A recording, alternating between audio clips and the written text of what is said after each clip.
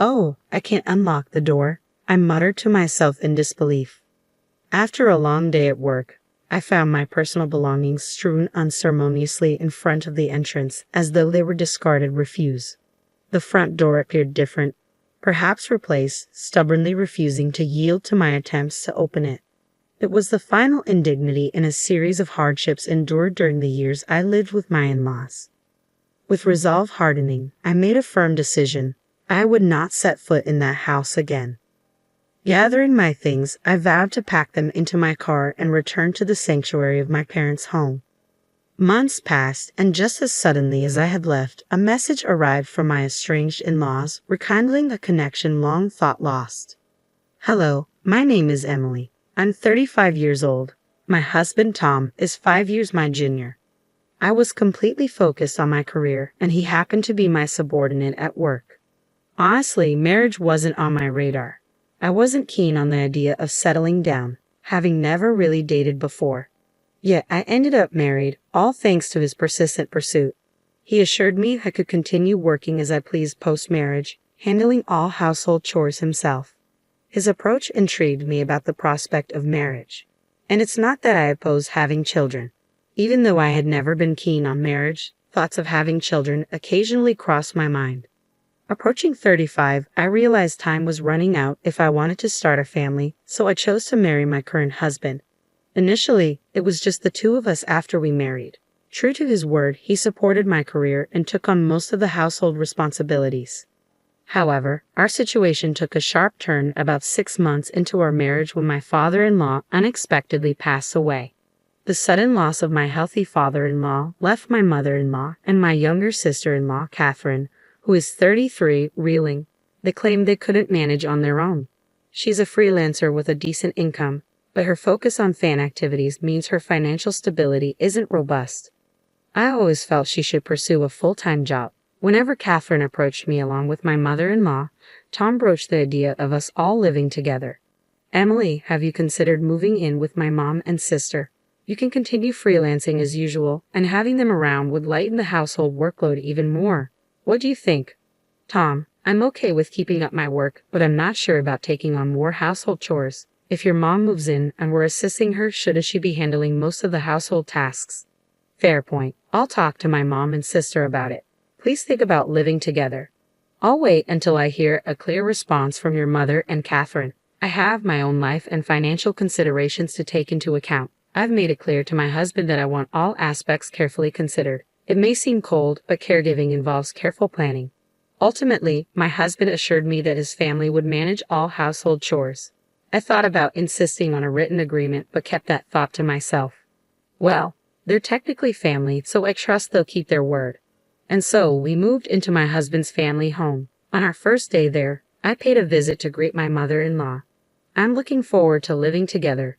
As Tom may have mentioned, I'll continue with my work as usual, so I hope you and Catherine can manage the household chores. In response, my mother-in-law didn't even glance at me before remarking, "Why did Tom marry someone like her? She works, so all the household chores will fall on me. Is that acceptable for a wife? Normally, a wife would handle both work and household duties, wouldn't she?" Her expectation that she would do it all was simply unbelievable. She made sure I heard her loud and clear before exiting the scene. What? This isn't what I expected at all. My mother-in-law's words left me feeling uneasy about our future life together. As we busily sorted through our belongings, Catherine suddenly appeared at the doorway and remarked, "I ended up with a less than adorable sister-in-law. Poor Tom." With that, she swiftly departed. Not again. First my mother-in-law, now Catherine. I couldn't understand why they would choose to live with me after speaking about me in such a way. Later, I would discover that it was all about my money. Shortly after moving in together, I noticed something troubling. On our first day under the same roof, despite their earlier sarcastic remarks, both my mother-in-law and Catherine completely ignored me. They managed to prepare meals only when my husband was present, but they made no effort to assist with cleaning or laundry for me. I attempted to confront them about their broken promises several times.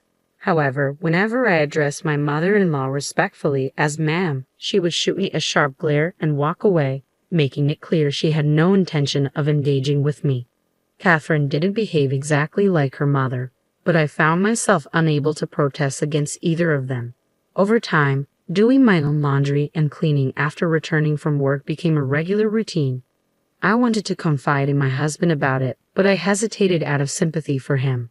However, their behavior began to worsen. When they faced financial constraints for leisure activities, they started subtly pressuring me for more money. Their approach was evasive, as if they preferred not to confront me directly, leaving notes under my food. Just today, I found a note from my mother-in-law. "We're in a tight spot this month. Could you lend us $300? I considered discussing it with my husband, but he seemed strapped for cash due to social obligations and drinking habits, requesting, "Could we cut down on expenses this month?" Back when he was my subordinate, I always made sure he didn't overspend on unnecessary parties. However, after changing departments post-marriage, he found it difficult to decline invitations, and these expenses began to accumulate. I found it difficult to bring up the financial demands with him, so reluctantly, I gave in to their requests, treating it as a loan. This pattern persisted for 2 years. My husband grew increasingly comfortable with not contributing to household expenses, often urging me to cut costs each month with seeming indifference. Even I had grown accustomed to this routine. I felt trapped in a cycle of endless schemes, yet there was something else I continued to do. I'll explain that shortly. One day, upon returning from work, I found numerous items scattered outside the house. Upon closer inspection, I realized they were my belongings. "What is this?" I seethed with anger at the sight of my belongings treated so disrespectfully. Determined to voice my grievances, I attempted to unlock the front door, only to find that my key no longer worked. Damn it. They changed the locks while I was gone. I can't take this anymore. Surveying my scattered belongings, I pondered my next steps. That's when I noticed another note beneath the items. It read, "Don't ever return. We don't want to see your face. Consider yourself lucky we didn't toss out your stuff." What terrible in-laws. My mother-in-law and Catherine were undoubtedly the masterminds behind this. I wondered what Tom had said about the situation, but by now, it didn't matter to me. Luckily, I had my car keys handy. I quickly loaded as many of my belongings as I could into the car and drove straight to my parents' house. I felt relieved knowing my things were safe. At least my work wouldn't be affected the next day. Arriving at my parents' home, they were visibly shocked but warmly welcomed me back. It felt comforting to be in my childhood home again, a place I hadn't visited much in the past 2 busy years. Sipping the tea my mother brewed, surrounded by the familiar warmth, my father asked me, "Why did you bring all your belongings here? Did you leave their house?" Marriage requires patience, I mused, reflecting on the weight of those words. For 2 years, my interactions with my mother-in-law and Catherine were sparse, limited mostly to the occasional reminder notes about money. Tom gradually became reliant solely on my income, and recently it felt like he viewed me merely as a convenient ATM. I endured this situation until now. When I confided in my parents, they empathized, saying, "Emily, you've been patient enough. We won't ask you to endure any longer. Now that they've driven you away, there's no reason to go back, right? Perhaps you should consider sending Tom a divorce notice." That's true. He seemed like a decent young man when you married him, but money has a way of changing people. It's a shame. Both my father and mother showed genuine sympathy for me, a kindness I hadn't experienced in the past 2 years. Tears unexpectedly welled up in my eyes. "Has it been that tough for you?" my father asked, his expression filled with concern. "No, it's just that I haven't felt this level of sympathy in a long time. It's comforting, like you said, Dad. I'll send Tom the divorce papers, but I want to observe the situation for a while. I have a feeling something interesting might unfold soon." Indeed, I sensed that some action would unfold soon. Surprisingly, that moment arrived about 3 months later. By then, I had moved out of my parents' home and settled into a new apartment of my own. Never did I imagine reclaiming control over my earnings to spend as I pleased. I hired a household service for chores, freeing me to enjoy my days off with trips and purchases I had long desired, unrestrained. Each day reminded me of the value of my hard-earned income. I began questioning why I endured those 2 years. It dawned on me that perhaps I had been influenced or even manipulated by my in-laws. Then, precisely 3 months after my keys were changed and my belongings cast out, my smartphone buzzed with an unexpected call. Initially, I considered ignoring it. After dismissing the first call, my phone buzzed again, then a third time in rapid succession. They must be in some trouble, I surmised. I picked up the next call, and immediately the fourth one came through. Hello. Emily, where are you?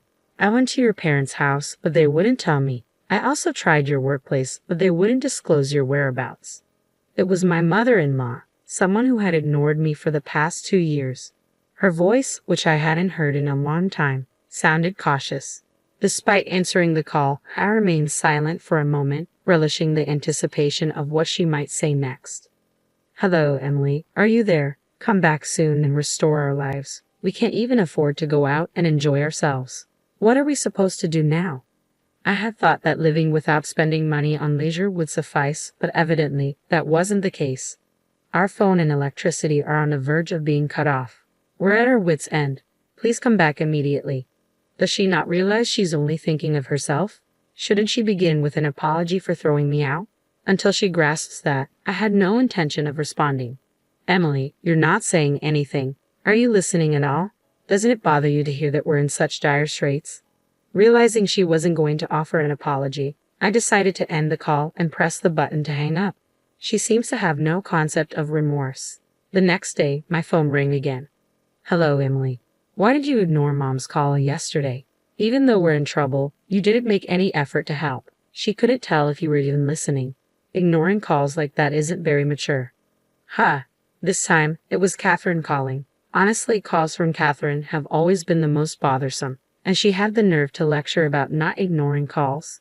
They've ignored me for 2 years, and suddenly I'm the one in the wrong. I couldn't believe her audacity. I planned to endure the call a bit longer, but without an apology. I had no intention of responding.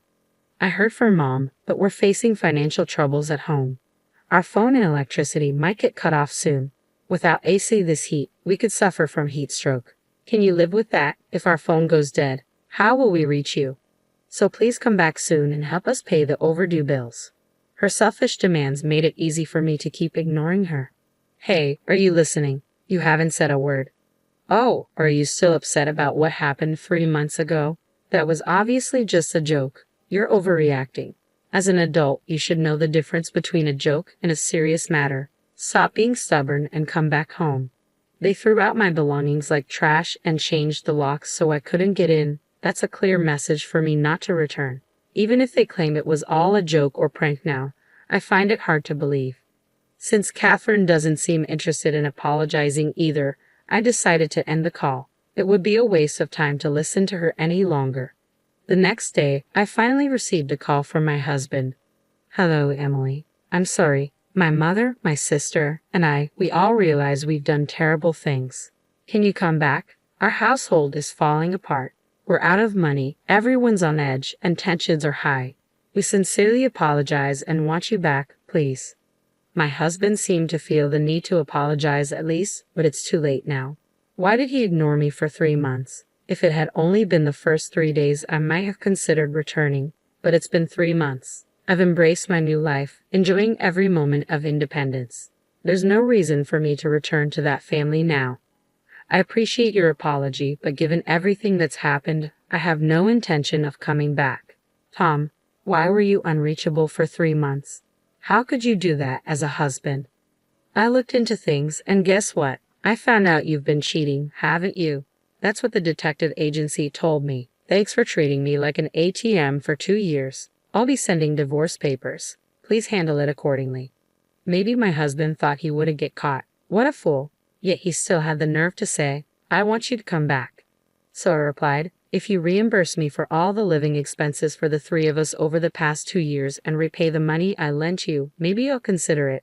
Let's see, that's about $20,000. Can you manage that? I said mockingly. I knew he couldn't pay, but I said it anyway. After that, my husband fell silent and abruptly ended the call. Perhaps he finally realized my decision was firm. What happened next? When I sent the divorce papers and a bill for emotional distress to my husband, he returned the signed divorce papers promptly. Now all I need to do is file them at the city office and the divorce will be finalized. Regarding the compensation, he transferred the money right away. In fact, I included a note with the bill threatening to expose him to his company if he didn't pay promptly. Fearful of this, my husband likely sought a loan to cover the compensation. I heard from sources that their family home is now on the market. It seems they're struggling financially and trying to raise funds. However, selling their primary residence hastily means they'll now have to rent elsewhere. Considering the costs of rent and utilities, selling their house may not have been the wisest decision. They were likely driven by the immediate need for cash and didn't think through the long-term consequences. Whatever happens to that family is no longer my concern. As for me, I'm thoroughly enjoying my single life. I've had my fill of marriage. Moving forward, I plan to work hard and savor my personal life, embracing my independence.